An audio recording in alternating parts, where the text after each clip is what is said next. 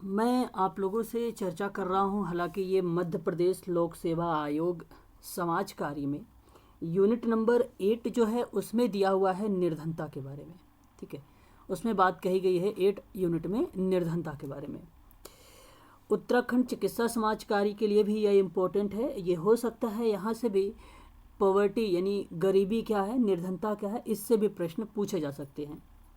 तो मैं आप लोगों से जो मेरी लास्ट क्लास हुई थी, मैंने आप सबसे चर्चा भी किया था और मैंने बताया था कि निर्धनता यानी गरीबी वो स्थिति होती है जिसमें व्यक्ति अपनी तथा अपने पर आश्रित सदस्यों की आवश्यकता की पूर्ति धन के अभाव के कारण नहीं कर पाता है, जिसके कारण उसके परिवार को जीवन की जो न्यूनतम आवश्यकताएं होती हैं जैसे रोटी कपड़ा मकान उपलब्ध नहीं करा पाता है।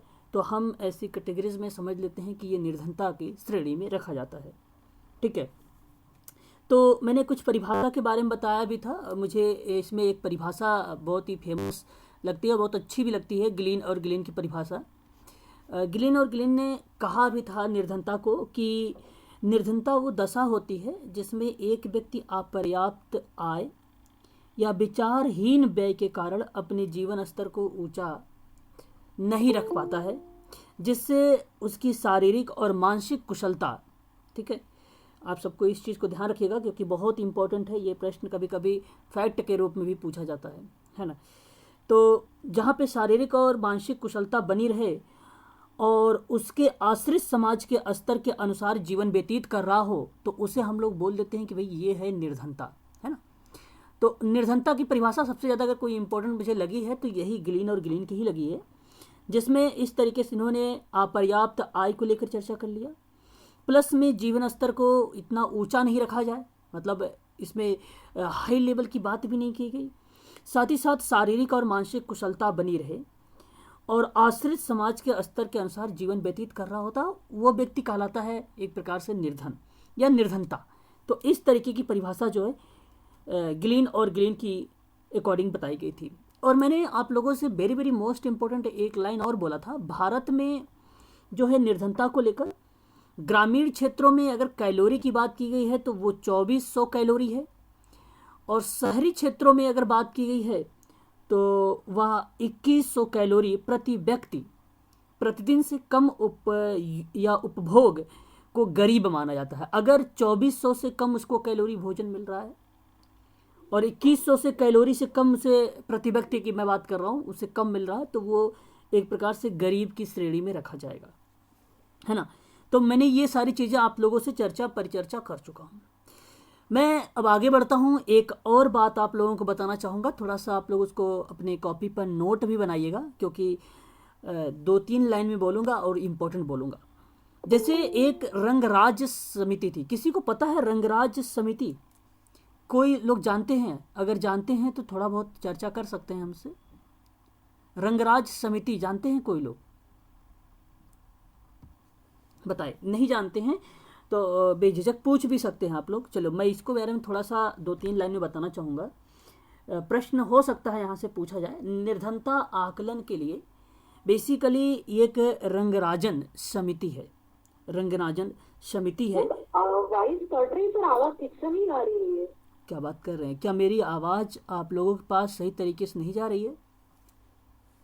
ऑफ कर दो, ऑफ कर दो। पर आवाज कट रही है। ओके, एक मिनट, थोड़ा सा आप लोग नोट बनाइएगा। मैंने बोला है रंगराजन समिति। जो रंगराजन समिति है ये निर्धनता को आकलन के लिए है। पहली बात आपको ध्यान रखना पड़ेगा, अगर कभी ये नाम मिले तो आप तुरंत समझना कि रंगराजन जो समिति है ये निर्धनता में आएगी। पहली बात, वहाँ पे ऑप्शन में लिखा रहेगा किस चीज़ का आकलन करती है, तो आप तुरंत कह देना कि भाई निर्धनता में ये आकलन करती है। बेसिकली 2011 और 2012 की बात कर रहा हूँ। रंगनाज जो है रंगराजन समिति के अकॉर्डिंग ही बात मैं कर रहा हूँ, ठीक है, 2011 और 2012 के अकॉर्डिंग। जैसे कि इसके अनुसार बताया गया था कि भारत में 363, एक फैक्ट के रूप में है ये सारी चीज़ें, 363 मिलियन लोग जो हैं गरीब हैं, जो भारत की कुल आबादी का 29.6% है। तो एक बात तो ये तय हुआ कि आपने रंगराजन जो समिति थी इसमें 2011 और 12 का एक प्रकार का आकलन के आधार पर गरीबी के बारे में बताया गया कि भाई 363 जो मिलियन है ये गरीब है, जो भारत की कुल आबादी का 29.6% है। तो एक बात तो तय हुई, लेकिन इसके साथ साथ कभी कभी एक और निर्धनता में एक और आकलन करता है जिसको हम लोग जानते हैं सुरेश तेंदुलकर समिति। अभी पीडीएफ में मिलेगा, लेकिन मैं ये आपको फैक्ट के रूप में बता रहा हूँ, तो इसलिए आप लोग नोट कर लीजिएगा थोड़ा सा। एक था सुरेश तेंदुलकर समिति। उस तेंदुलकर समिति के अनुसार बताया गया कि भारत में जो गरीबी है 21.9% है। तो याद रखेंगे दोनों के अकॉर्डिंग, और यही दोनों के नाम बेसिकली पूछे जाते हैं एग्जाम में, इन्हीं दोनों लोगों के नाम, ठीक है, याद रखेंगे। अगर सबसे ज़्यादा अगर इसमें इम्पोर्टेंस है रंगराजन है, तो रंगराजन जो समिति थी उसमें ग्रामीण क्षेत्रों में 32 रुपये और शहरी क्षेत्रों में 47 रुपये प्रतिदिन प्रति व्यक्ति उपभोग को गरीबी रेखा निर्धारित किया जाता था, या एक प्रकार से मान लेता था कि ये गरीबी रेखा के अंतर्गत या गरीबी के अंतर्गत यह व्यक्ति आता है। इस तरीके की क्रिया प्रतिक्रिया जो है रंगराजन समिति और सुरेश तेंदुलकर समिति के अकॉर्डिंग भारत में गरीबी के बारे में आकलन किया गया था। चलिए हम बात करते हैं अब इसके कारण के बारे में। तो कारण तो ऐसे बहुत हैं, आप लोगों को मैं क्या बताऊं, आप लोग भलीभांति तरीके से जानते हैं, जैसे अशिक्षा है, ठीक है, उद्योग की कमी है, ये कारण है ना। सामाजिक कारण है, जैसे देश में गरीबी के लिए जाति प्रथा, संयुक्त परिवार की प्रथा, उत्तराधिकार के नियम, शिक्षा, मानव कल्याण के प्रति उदासीनता, आज के अनेक कारण हैं जो गरीबों को और गरीब बना देते हैं, है ना, या बना रहे हैं, आप ऐसे समझ सकते हैं। तो इस तरीके की प्रतिक्रिया सामाजिक कारण में ही देखा जाता है। आर्थिक कारण है, भौगोलिक कारण है, ठीक है, और अगर हम बात करें तो प्रौद्योगिकी कारण है। प्रौद्योगिकी का मतलब क्या होता है, जैसे प्रौद्योगिकी अगर कभी आता है तो आपके मन में एक ही विचार आना चाहिए कि भाई ये तो बेसिकली कृषि और विनिर्माण क्षेत्र को परंपरागत उत्पादन तकनीकी के प्रति व्यक्ति उत्पादकता के स्तर को नीचा बनाए रखना, या उसके कारण जो गरीबी है उसको अधिक गहन से जानना या समझना, प्रौद्योगिकी का निम्न स्तर भी कहीं ना कहीं ये रिप्रेजेंट करता है, ठीक है, निर्धनता का कारण में। भारत में जनसंख्या अगर हम बात करें तीव्र वृद्धि से, तो वो भी कहीं ना कहीं एक प्रकार से क्या है, निर्धनता का कारण है। अगर तीव्र गति से जनसंख्या में वृद्धि हो रही है, और अगर कोई मान लीजिए प्राकृतिक प्रकोप है, तो प्राकृतिक प्रकोप भी कहीं ना कहीं रीज़न बनकर आ जाता है निर्धनता का, तो ये भी हमें समझना जरूरी होता है, ठीक है। तो निर्धनता के कारण में प्राकृतिक प्रकोप भी है। तकनीकी प्रशिक्षण की बात करूं, जहां पे रोजगार सुविधाएं व्यापक रूप में उपलब्ध कराने के लिए आवश्यक हैं, तकनीकी को या प्रशिक्षण के कार्यक्रम को अपनाया जाता, तो ये भी एक प्रकार से अगर मैं बात करूं तो ये भी निर्धनता का एक कारण है। ग्रामीण ऋणग्रस्त हैं वो भी कहीं ना कहीं निर्धनता का कारण बन जाता है। आर्थिक कारण तो होता ही होता है, आप लोग अच्छे तरीके से परिचित हैं, है ना। तो यहाँ तक तो शायद आप लोगों को मैंने लास्ट टाइम में बता भी चुका था। अगर कोई दिक्कत है आप लोगों को इसमें से, इसके कारणों में, तो मैं अच्छे से एक्सप्लेन कर सकता हूँ, और पूछना चाहते हैं तो आप लोग पूछ सकते हैं। एक बार बता दीजिए, फिर मैं कारण को स्किप करके। जी सर, रंगराजन समिति ने पर डे कुछ आय भी डिसाइड करी थी क्या कि इससे कम होगी तो गरीब होगा? हाँ, जैसे मैंने कहा कि प्रति व्यक्ति उपभोग के लिए तो रंगराजन समिति में ग्रामीण क्षेत्रों में 32 रुपये थे और शहरी क्षेत्रों में 47 रुपये, 47। जी सर। हाँ जी सर, 47। चलिए, तो ये और भी किसी को कोई डाउट हो तो पूछ लीजिए, क्योंकि मैं इसके बाद डायरेक्ट, अब ये बहुत इजी टॉपिक है, मैं ज़्यादा समय नहीं लेना चाहता हूँ, क्योंकि बहुत सारे बच्चों का रिवीजन भी हो रहा होगा, और नहीं तो मैंने इसके बारे में वीडियो बना चुका हूँ, आप लोगों ने शायद देख भी लिया होगा, है ना। बाकी देखिए, मानसिक रोग भी एक प्रकार से कारण है, अशिक्षा भी कारण ही है, ठीक है। वही सारी चीज़ें जो कि आप जानते हैं भली भांति तरीके से, ठीक है। आलस्य, इसमें ये नहीं पूछेगा कि आलस्य क्या है, आलस्य कैसे आ रहा है, ऐसे नहीं पूछेगा, वो केवल पूछता ये है कि निर्धनता का कारण निम्नलिखित में से कौन सा है, या प्रश्न बन जाए कौन सा नहीं है। तो ये चीज़ें आपके कॉमन सेंस के माध्यम से अगर आप प्रयोग करेंगे तो भी आप वहाँ पे सही कर लेंगे। मैं तो लेकिन यहाँ पे आप लोग नहीं बता रहा हूँ कि आप लोग गेस करके पढ़ें, मैं ऐसा नहीं कह रहा हूँ, लेकिन गेस के माध्यम से ऐसे प्रश्नों को आप लोग सही तरीके से कर सकते हैं, है ना। सही तरीके से आप लोग ऐसे प्रश्नों को कर सकते हैं, है ना। मैं आगे बढ़ जाता हूँ, है ना, कारण को लेकर आगे चल जाता हूँ अब, ठीक है। कोई डाउट तो नहीं है ना आप लोगों को? एक बार कंफर्म कर दीजिए। नहीं है सर, ये जो यूनिट 8 में जो 3 टॉपिक है सर, नगरीकरण, समस्या, गरीबी, असमानता, जाति संघर्ष एवं सांप्रदायिकता, हाँ सर ये 3 पॉइंट में तो सर आप इम्पोर्टेंट ही पढ़ा दें तो हाँ हाँ, बेहतर मैं होगा। हाँ उन्हीं पे चर्चा करूँगा, आप उसकी टेंशन ना लें, मैं उसी की बात कर रहा था। लेकिन यहाँ जो है एक प्रकार से निर्धनता के बारे में मैंने आप लोगों को बता चुका हूँ, ठीक है। तो ये चीज़ें हैं निर्धनता के परिप्रेक्ष्य में, ठीक है। बाकी यहाँ पे अगर हम देखें तो हालांकि किताबों वगैरह से नहीं प्रश्न कोई पूछा गया है निर्धनता में, परंतु अगर कोई याद रखना है आप लोगों को तो आप लोग जो चार्ल्स बूथ का नाम यहाँ पे दिया गया है ये याद रखना, और जो महात्मा गांधी राष्ट्रीय ग्रामीण रोजगार गारंटी अधिनियम 2005 का है ये याद रखना। 2 फरवरी 2012 को ग्रामीण विकास मंत्रालय और ग्रामीण विकास विभाग भारत सरकार की नई दिल्ली। तो ये एक प्रकार से मैं यही याद करने के लिए बोलूँगा कि ये आया कब है, 2005 में। चार्ल्स बूथ ने labour and life of the people in London करके एक बुक लाई गई थी, और वो किताब थी 1902 में। बस इतनी ही यहाँ से 2 पॉइंट और याद रखना, बाकी ऊपर की on some measurement of poverty Indian जो है इकोनॉमिक्स जनरल को लेकर इतना कोई इम्पोर्टेंट नहीं है, ठीक है। ये दो इम्पोर्टेंट नहीं है, नीचे के जो दोनों थे ये इम्पोर्टेंट थे, ठीक है। तो निर्धनता आप लोग अच्छे तरीके से समझ गए होंगे, आई थिंक, मैं आशा भी करता हूँ आप सभी से। आगे मैं अब बात करूँगा आप लोगों से इसके आगे असमानता के बारे में थोड़ा सा, है ना।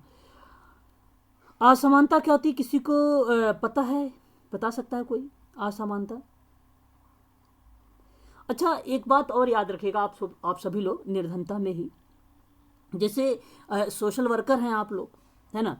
तो मेडिकल सोशल वर्कर हो या मध्य प्रदेश का सोशल वर्कर हो, तो कभी कभी इंटरव्यू में प्रश्न पूछ लेता है कि निर्धनता समाप्त करने के लिए सरकार के द्वारा किया गया प्रयास क्या है। ये कभी कभी एक इंटरव्यूअर क्वेश्चन है, हालांकि एग्ज़ाम में तो नहीं अभी तक कोई 1 लिनियर में पूछा गया है अपने ऑब्जेक्टिव टाइप में। तो आप सबको याद होना चाहिए, पहले तो देखिए योजना आयोग तो था नहीं, पहले क्या था, पंचवर्षीय योजनाएं थी, है कि नहीं। और पंचवर्षीय योजना अगर आपको पता है, आप लोगों को मैं बता दूं, छठी जो पंचवर्षीय योजना थी एक नारा दिया गया था, किसी को मालूम है उस नारा का नाम? छठी पंचवर्षीय योजना में बता दीजिए थोड़ा सा। मैं अभी निर्धनता पर ही टॉपिक पे चर्चा चल रहा हूँ, असमानता के बारे में बात नहीं कर रहा हूँ। पता है किसी को छठी पंचवर्षीय योजना बहुत फेमस नारा था, गरीबी हटाओ। हाँ हाँ, वेरी गुड। तो निर्धनता अगर समाप्त करने के लिए अगर कभी प्रश्न या ऑब्जेक्ट उसमें बनता है, इंटरव्यूअर पूछते हैं तो पूछते हैं कि सरकार के द्वारा किया गया प्रयास क्या था, तो आपका जवाब होना चाहिए कि सर जो छठी पंचवर्षीय योजना थी उसमें कहा गया था गरीबी हटाओ का नारा दिया गया था। तो वहां से है ना, 5वीं पंचवर्षीय योजना हाँ, है ना, गरीबी हटाओ। तो 5वीं पंचवर्षीय योजना जो थी वो उस समय वहां पे चर्चा थी, लेकिन छठी पंचवर्षीय योजना में आपको मैं बताऊं गरीबी हटाओ का नारा दिया गया था, ठीक है, छठी पंचवर्षीय योजना में, ठीक है। ये आप ध्यान रखेंगे, छठी पंचवर्षीय योजना में आप नोट कर लीजिएगा गरीबी हटाने के बारे में, तो छठी पंचवर्षीय योजना को, ठीक है। तो एक बात तो ये तय हो गई कि भाई ये तो हालांकि शुरुआत किया गया था 1951 से ही, जिसमें समाज के हर क्षेत्र में विकास को समाहित किया गया था, लेकिन छठी पंचवर्षीय योजना में ये बात कह दी गई गरीबी हटाओ नारा। और एक बात और याद रखिएगा, मैं आपको बताऊं, आप लोगों ने पता है सामुदायिक विकास कार्यक्रम कब आया था? आप बताएं जरा मुझे, सामुदायिक विकास कार्यक्रम कब आया था? अगर ये पता हो जाएगा तो आप ऐसे प्रश्न कर लेंगे। कभी कभी ये भी प्रश्न बनते हैं, सामुदायिक विकास कार्यक्रम कब लाया गया, शुरू कब किया गया। तो ये भी एक प्रकार का ना निर्धनता समाप्त करने के लिए सरकार ने ये भी प्रयास किया था, सामुदायिक विकास कार्यक्रम। और जो सामुदायिक विकास कार्यक्रम था ये 1952 में लाया गया था। कब लाया गया था? 1952 में लाया गया था। इसे नोट कर लीजिएगा और इसे ध्यान में रखिएगा। बेसिकली इसमें भी कृषि, पशु प्रबंधन, ग्रामीण लघु उद्योग का विकास किया गया, स्वास्थ्य और सामाजिक शिक्षा को बेहतर करके एक प्रकार से चहुमुखी विकास पर बल दिया गया था, ठीक है। तो एक प्रकार से हम इसे भी ध्यान रखेंगे, सामुदायिक विकास कार्यक्रम को भी, ठीक है। अच्छा, आप लोगों ने नाम सुना होगा पंचायती राज। अच्छा, ये जितनी बात मैं बता रहा हूँ सरकार के द्वारा ही ये बेसिकली प्रश्न जो है पूछे जाते हैं, सरकार ने ये प्रयास किए हैं निर्धनता को हटाने के लिए। दूसरा जो अगर मैं बात करता हूँ ना आप लोगों से, तो एक पंचायती राज है। पंचायती राज जानते हैं आप लोग? पंचायती राज ये काफ़ी फेमस क्वेश्चंस लेकर आता है, कई बार इससे प्रश्न बनते भी हैं ऑब्जेक्टिव टाइप में, है ना। तो आपने नाम सुना होगा बलवंत राय मेहता समिति के रूप में, आपने नाम अच्छी तरीके से जानते होंगे। उनकी ही सिफारिश पर ये पंचायती राज की स्थापना की गई थी। कभी कभी प्रश्न ऐसे भी पूछ लेता है कि भाई पंचायती राज की स्थापना किसकी सिफारिश पे की गई थी, है ना। तो बलवंत राय मेहता का नाम याद होना चाहिए आपको। और ये कब संवैधानिक रूप से इसको दर्जा मिला गया, मतलब दिया गया था, तो संवैधानिक रूप से तो आपको मैंने देखो जब मैं अनुसूची पढ़ा रहा था तो वहाँ पर मैं परिचर्चा भी आप लोगों से कर रहा था। तो 1993 जब बताएंगे तो यही आपका करेक्ट जवाब हो जाएगा, ठीक है। तब से लेकर आज तक जो है ग्रामीण क्षेत्रों में सफलतापूर्वक क्रियाशीलता के रूप में कार्य हो रहा है पंचायती राज को लेकर, ठीक है। तो एक तो ये हो जाएगा। और अगर हम बात करते हैं, एक आपने नाम सुना होगा हरित क्रांति, मालूम है आपको हरित क्रांति? बताएं जरा, हरित क्रांति कब शुरू किया गया था? एक बार कंफर्म करें आप मुझे।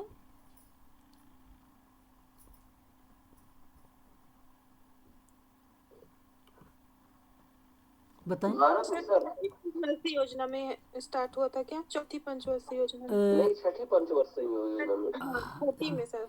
एक्चुअली उसको छठी ना बोलकर, क्योंकि आपने एक देखा था उस दौरान में जब ये योजना चलाई जा रही थी, क्या नाम, हरित क्रांति जब लाई गई थी, तो अवकाश के बारे में भी मैंने थोड़ा सा चर्चा किया था आप लोगों से।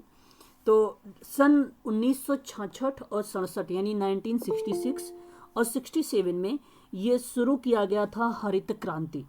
और इस क्रांति के देश में खाद्यान्न एक प्रकार में आत्मनिर्भर बनाना। तो प्रति व्यक्ति आय में वृद्धि हुई, गरीबी में सुधार हुआ, स्वास्थ्य में सुधार हुआ, ग्रामीण जीवन के स्तर में सुधार किया गया, कृषकों की मानसिकता में नवाचार को ग्रहण किया गया। इस तरीके की जो प्रवृत्ति थी, एक प्रकार से डेवलप करने की जो क्रिया प्रतिक्रिया हुई थी, वो आपकी की गई थी हरित क्रांति में। किसमें किया गया था? हरित क्रांति में। तो ये हमें थोड़ा सा ध्यान रखना पड़ेगा। बेसिकली पूछ लेता है कभी कभी कि ये कब लाई गई थी शुरू, और किससे संबंधित था? गरीबी सुधार को लेकर, स्वास्थ्य में सुधार को लेकर, ग्रामीण जीवन के स्तर में सुधार को लेकर। बस इतनी बात आप लोग ध्यान रखिएगा। एक बात और आप लोग जानते होंगे जी, 66 में आया था कि 67 में? 66 और 67 दोनों लिखा हुआ मिलेगा। हाँ हाँ, कोई एग्जैक्ट, हाँ आप लिख लीजिए 1966 करके, डैश मार के फिर 67 भी आप लोग कर लीजिए, ठीक है, ठीक है जी। आपने अभी आपने देखा ही है, मैंने आपको बताया भी है, मनरेगा को लेकर थोड़ा सा निर्धनता में कमी को लाने के लिए फरवरी 2006 में, ठीक है, मनरेगा 2006 में इस योजना के तहत जो शुरुआत की गई, और इसमें 100 दिन जो है रोजगार की गारंटी। अब एक बार प्रश्न बन जाता है कभी कभी कि महात्मा गांधी करके पूरा नाम दे देता है, और फिर वो पूछने लगता है कि भाई आप ज़रा मुझे बताएं कितने दिन जो है इसमें रोजगार गारंटी के बारे में बात की गई है। तो ध्यान रखिएगा 100 दिन के लिए, ठीक है। इतनी बात आप लोग ध्यान रखिएगा बस। बाकी योजना जैसे जवाहर रोजगार योजनाएं हैं, एकीकृत ग्रामीण विकास की योजनाएं हैं, स्वरोजगार प्रशिक्षण जैसे कार्यक्रम है, जो गरीबी के प्रतिशत में कमी लाती है, लेकिन जनसंख्या वृद्धि के कारण में कुल जनसंख्या को निरंतर वृद्धि भी होती जाती है। तो इस तरीके की प्रतिक्रिया भी देखने को हमें कभी कभी मिल जाता है। तो ये बेसिकली भारत सरकार के द्वारा जो है कुछ प्रयास किए गए थे निर्धनता को समाप्त करने के लिए। चलिए ठीक है, तो ये चीज़ें आप लोग थोड़ा सा ध्यान रखिएगा, ठीक है। अच्छा, अगर मैं आपसे बात करूं निर्धनता दूर करने का सुझाव क्या देंगे आप लोग? मेरा सवाल है एक लॉजिक टाइप पे, आप बताएं जरा थोड़ा सा क्या सुझाव देंगे। अगर कोई आ गया आपके सामने आपसे पूछने लगे तो आप क्या क्या सुझाव देंगे? जैसे एक व्यक्ति ने बोला है शिक्षा, प्रशिक्षण, very good, skill development, very good. हाँ, और भी कोई बताएं जरा, बस इतनी ही बात बोलेंगे आप लोग के लिए? नहीं सर, बढ़ावा देने के लिए भी बहुत सारी चीजें। ओके, तो आप लोग हमेशा रोजगार के लिए भी कर सकते। जैसे अगर आप जब कभी काउंसलिंग वगैरह करें किसी चीज़ का, या इंटरव्यू हो रहा है आपका, ऐसी कंडीशन पर क्वेश्चंस पूछता है कि निर्धनता दूर करने के लिए आपका झुकाव किस तरफ रहेगा या सुझाव किस तरफ रहेगा, तो आप कहना कि भाई पहले तो मैं ये बताऊंगा कि जनसंख्या वृद्धि के प्रभावी नियंत्रण किया जाए। पहली बात तो यही होनी चाहिए, है ना। दूसरी बात आप बोलना कि लोगों को जो है शिक्षा के साथ तकनीकी शिक्षा दी जाए तो सबसे अच्छी बात है, ये बात बोलेंगे। और फिर आप लोग उनसे कहेंगे कि भाई भ्रष्टाचार पे अगर मैं बात करूँ, सबसे इम्पोर्टेंट लाइन है भ्रष्टाचार पे, जैसे एक शून्य सहिष्णुता की नीति अपनाई जाए। ठीक है, शून्य सहिष्णुता, मैं आप सबसे इसे ये इसको बोला जाता है जीरो टॉलरेंस, है ना। शून्य सहिष्णुता क्या बोला जाता है, यही बोला जाता है ना। तो क्या आप मुझे बताना चाहेंगे, एक बार जरा मुझे बताएं कि शून्य सहिष्णुता क्या है, बताएं। शून्य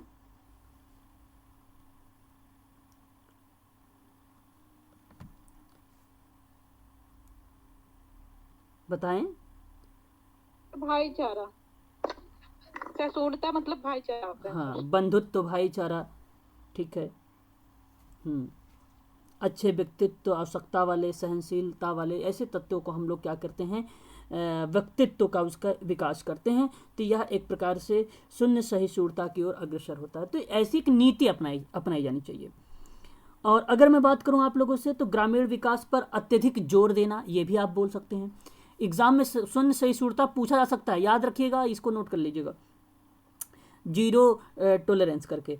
और जो है ग्रामीण पर जो है बल देना या जोर देना अधिक। युवाओं को जो है रोजगार परक शिक्षा मुहैया करवाना, क्यों महेंद्र जी, स्वरोजगार के लिए माहौल बनाए रखना, है ना। और उसके बाद सामाजिक कुप्रथा जैसे दहेज पर रोक लगानी चाहिए, है ना। स्त्री शिक्षा और रोजगार को बढ़ावा देना चाहिए, है कि नहीं। ये सभी के सभी जो है निर्धनता को दूर करने का एक सुझाव होता है ना, गरीबी ऐसे ही दूर होती है। ठीक है, तो इस तरीके की क्रिया प्रतिक्रिया आप लोगों को थोड़ा सा ध्यान में रखना पड़ेगा, है ना। चलिए अब हम बात करेंगे आगे नेक्स्ट पॉइंट पर, असमानता क्या है, बताएं जरा, असमानता क्या है।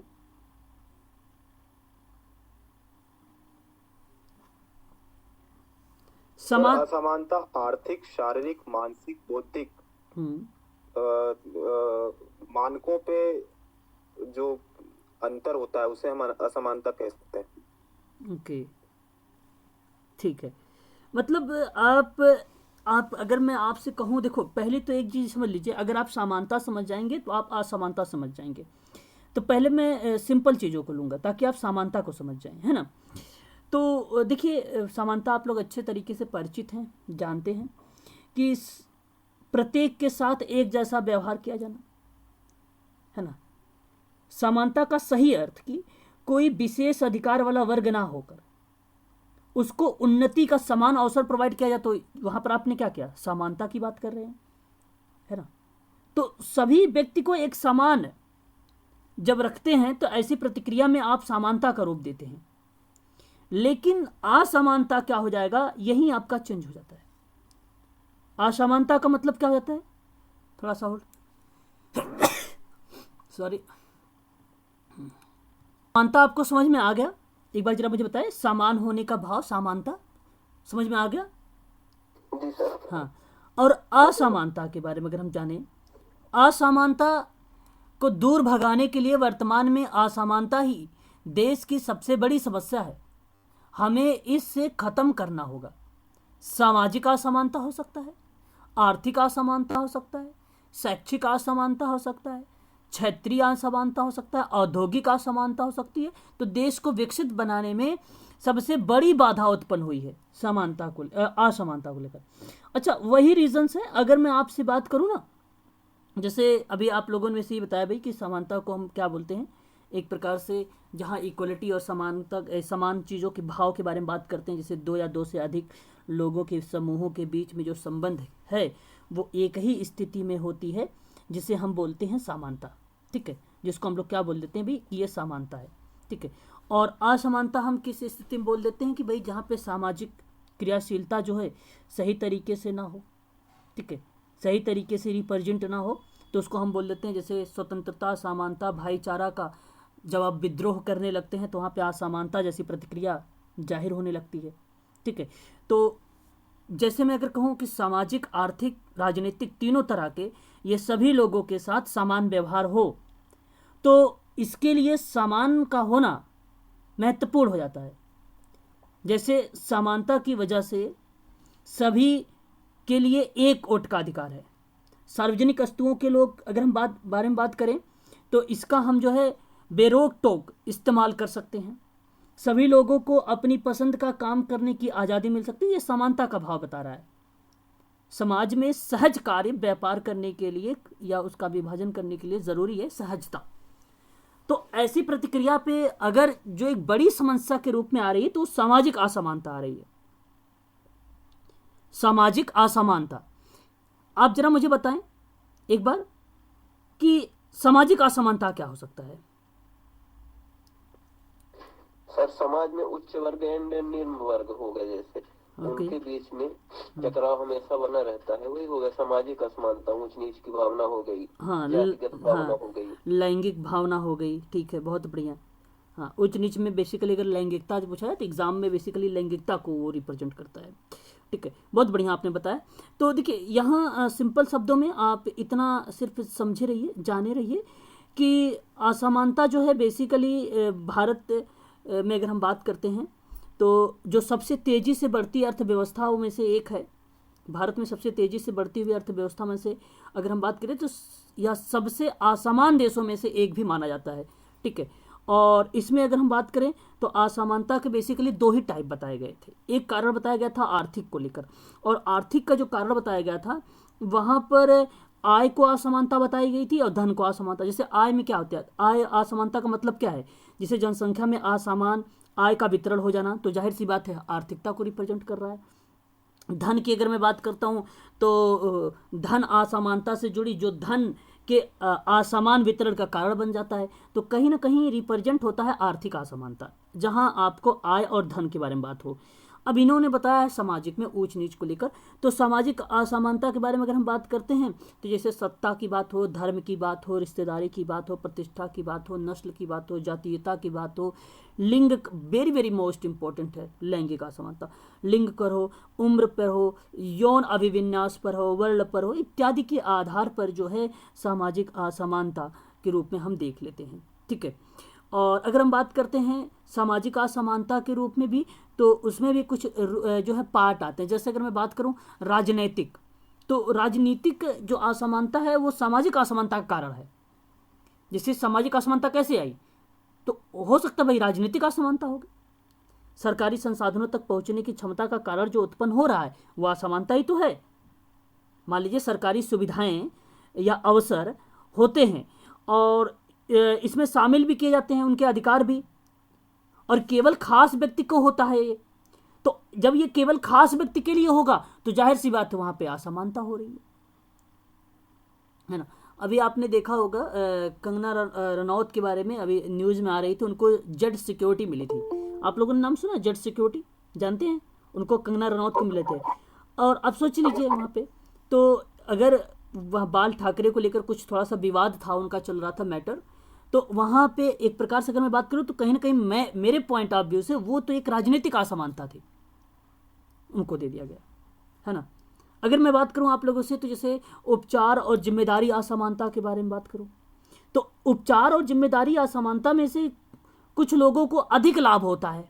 ठीक है, ऐसे में भी कहीं ना कहीं ये जो सामाजिक असमानता ये भी रिप्रेजेंट करता है। तो कुछ लोगों को अधिक लाभ होता है और दूसरों की तुलना में जल्दी से वो अधिक विशेष अधिकार प्राप्त कर लेते हैं। तो ये भी कहीं ना कहीं एक प्रकार की सामाजिक असमानता को ही रिप्रेजेंट करता है उनके तत्वों के रूप में।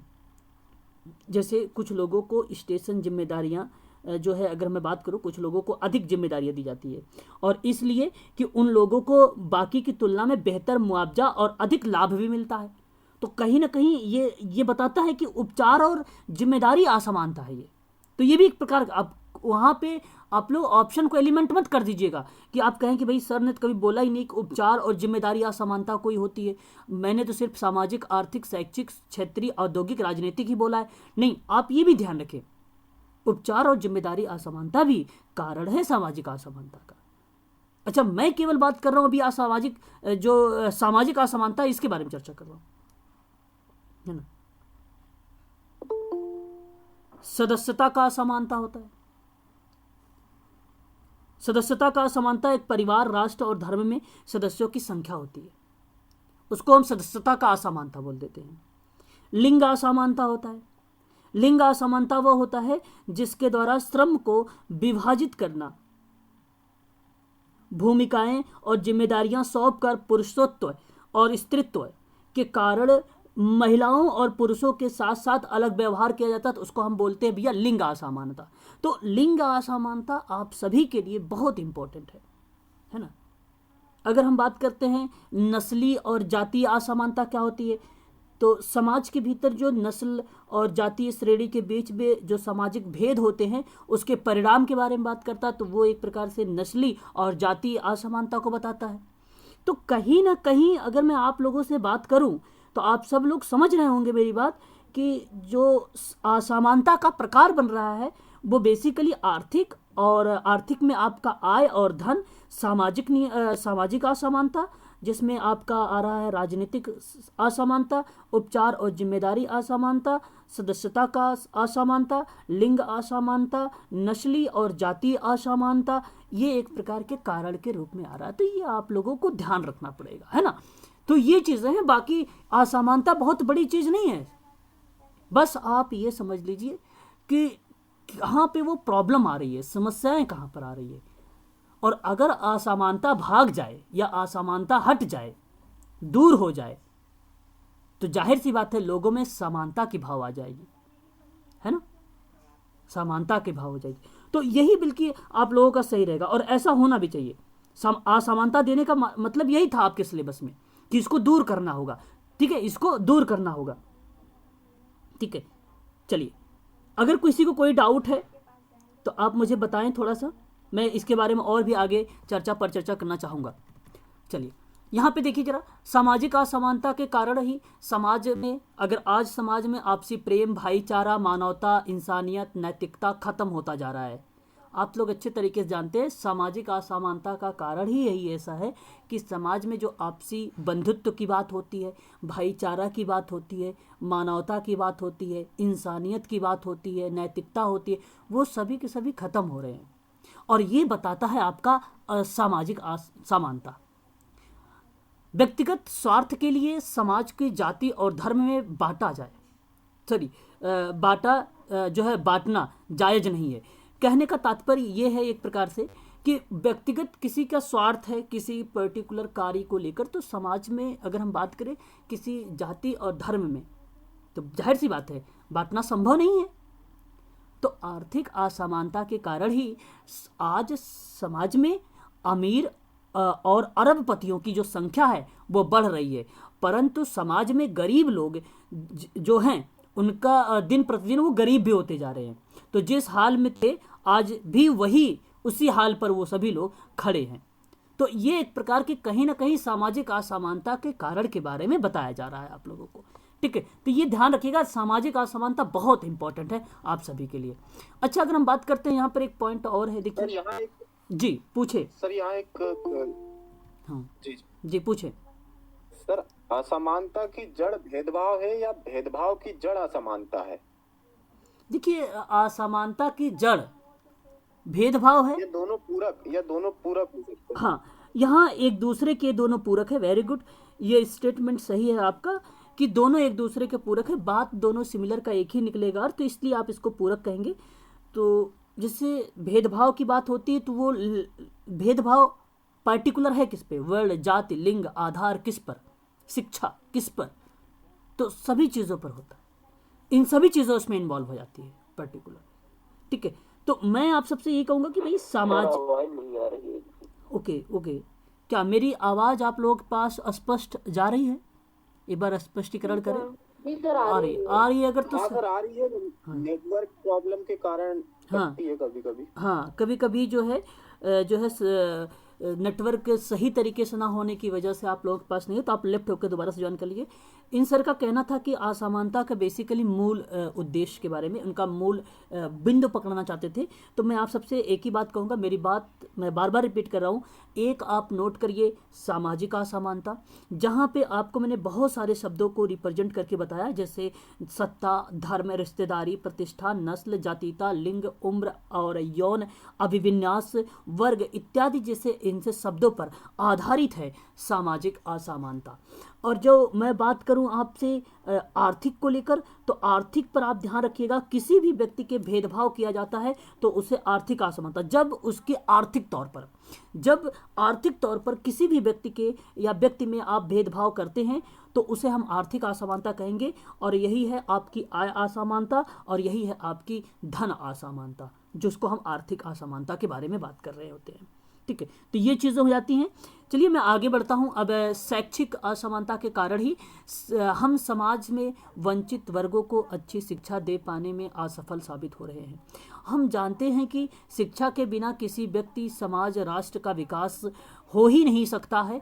शिक्षा ऐसी हो जो हमें सोचना सिखाए, कर्तव्य और अधिकार का बोध कराए, हमें हमारा हक दिलाए, हमें समाज और राष्ट्र के प्रति जिम्मेदार बनाए। इसको हम बोलते हैं एक प्रकार के शैक्षिक। तो जहाँ अब अगर आपने शिक्षा के पॉइंट ऑफ व्यू से कहा कि भाई जैसे आपने महाभारत देखा होगा, तो महाभारत में आपने कर्ण का नाम सुना होगा। कर्ण को बताया गया कि आप शस्त्र अस्त्र को नहीं सीख सकते हैं क्योंकि आप कुलीन वर्ग के हैं, आप वंचित वर्ग के हैं, है ना। तो इस तरीके की क्रिया प्रतिक्रिया जो है एक प्रकार से रिप्रेजेंट करती है शैक्षिक असमानता को। ये प्राचीन काल की बात मैं कर रहा हूँ। और गांव में अगर आप बात किया जाए तो आज भी ऐसी चीज़ें जो है कहीं कहीं देखने को हमें मिल जाती है, शैक्षिक असमानता भी। तो ये कहीं ना कहीं असमानता को हमें समाप्त करना है।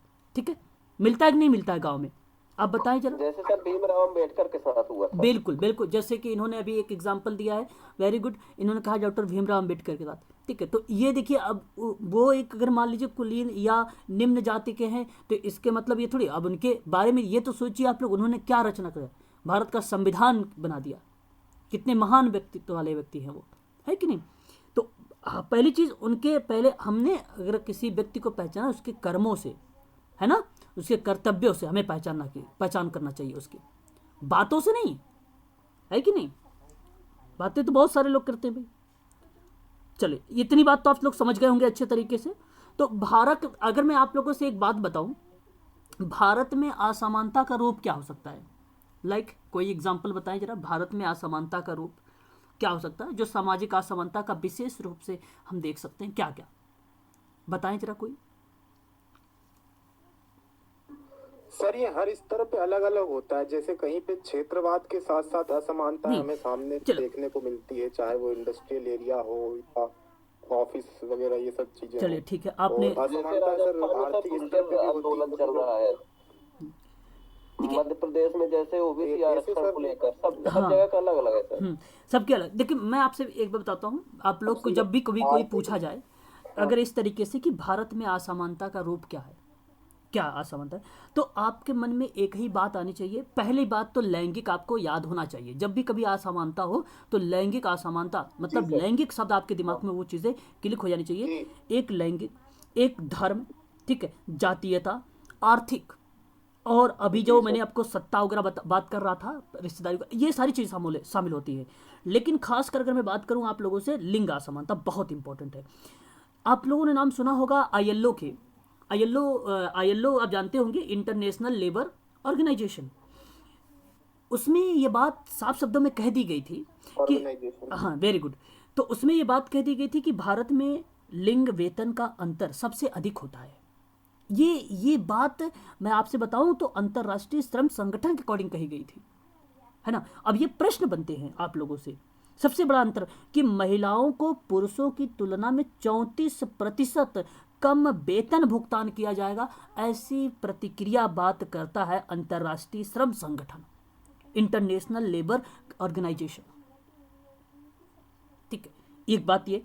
दूसरी बात अगर मैं आपसे बात करूं, आपने नाम सुना होगा भारतीय मानव विकास सर्वेक्षण को लेकर, इंडियन ह्यूमन डेवलपमेंट सर्वे के बारे में आपने सुना होगा। वो ये भी कहता है कि देश में जो कृषि श्रम है, जो देश में अपने कृषि श्रम शक्ति है, उसमें महिलाओं की हिस्सेदारी 42% से अधिक है, फिर भी उनके पास 2% से भी कम कृषि भूमि है। आप ऐसा देख रहे होंगे। हालांकि अब आजकल क्या हो गया है, जैसे अगर कोई आप ज़मीन लिखवाने जाते हैं, प्रॉपर्टी वगैरह, तो आप लोग ने ज़्यादातर देखते होंगे कि महिलाओं के नाम किया जा रहा है। कारण क्या है पता है? इसके लिए सरकार ने सोचा कि अगर हम महिलाओं पर इसके नाम अगर ज़मीन होती है तो इनमें हम रजिस्ट्री के दौरान हम कम खर्च लेंगे, कम पैसे लेंगे। अगर वही किसी पुरुष के नाम से अगर रजिस्ट्री होती है तो वहाँ पर जो है उसको अधिक पैसे देने पड़ते हैं। आपने देखा होगा, या तो आपने कभी इस तरीके से आपके घर में हुआ होगा या कहीं आपने सुना होगा, तो ये क्रिया प्रतिक्रिया आपको अच्छी तरीके से पता होगी। तो मैं आपसे यही कहना चाहता हूं कि कृषि श्रम शक्ति में जहां पे महिलाओं की हिस्सेदारी 42% से अधिक है, फिर भी उसके पास 2% से कम कृषि भूमि है। ये बात भी थोड़ा सा ध्यान रखिएगा। ये बताता है आपका इंडियन ह्यूमन डेवलपमेंट सर्वे। नोट कर लीजिएगा, IHDS, भारतीय समाज विकास सर्वेक्षण। ठीक है। धर्म में असमानता क्या होती है? धर्म असमानता धार्मिक पहचान के कारण, आर्थिक बहिष्कार, अन्य प्रकार के भेदभाव हो सकते हैं जो नौकरियों और आजीविकाओं के अवसरों को प्रभावित कर सकते हैं। वह एक प्रकार की धर्म असमानता है। जातीयता असमानता क्या होती है? आपने नाम सुना होगा, राष्ट्रीय परिवार स्वास्थ्य सर्वेक्षण 2015-16 में ये पता चला था कि अनुसूचित जाति की जो आबादी है वो 26.6%। OBC, अभी आप लोगों ने में से मुझे बताया कि कहीं जातीयता को लेकर भी मध्य प्रदेश में चल रहा है आरक्षण को लेकर, आपको पता है भाई। OBC के फीसदी में बात की गई 18.3%।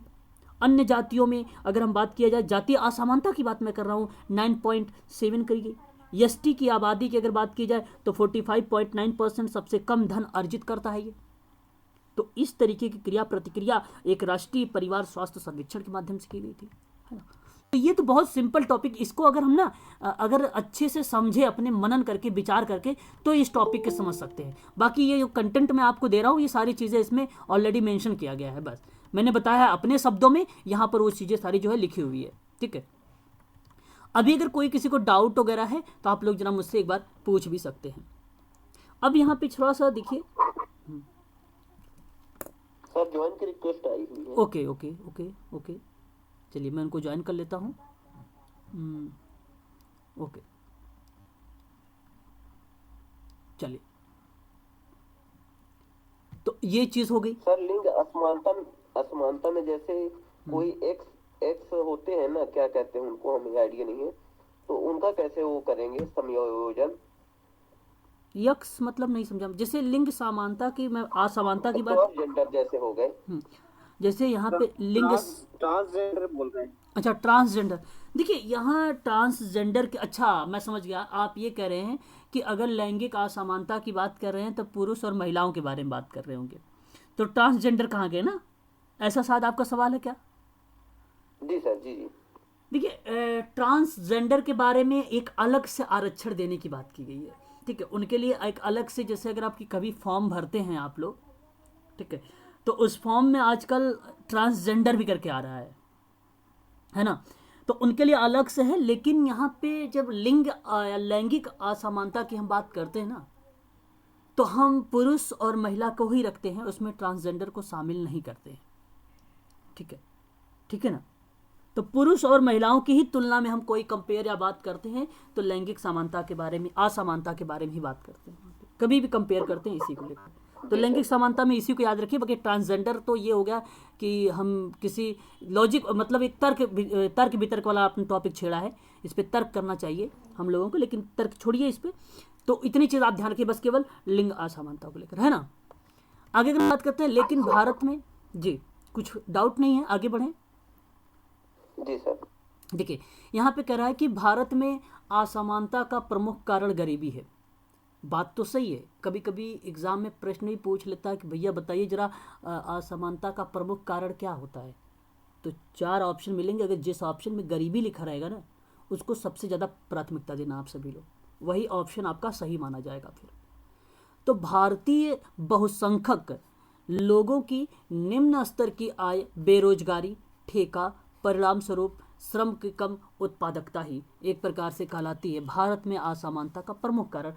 ठीक है, जैसे अगर हम बात करते हैं, जब देश में कोई कार्य करने वाली जनशक्ति अधिक होती है और काम करने पर राजी भी होती है, परंतु उन्हें मजदूरी दर कार्य नहीं मिल पाता है, तो हम एक नाम देते भैया ये बेरोजगारी का है, एक कंडीशन बता देते भैया ये बेरोजगारी है।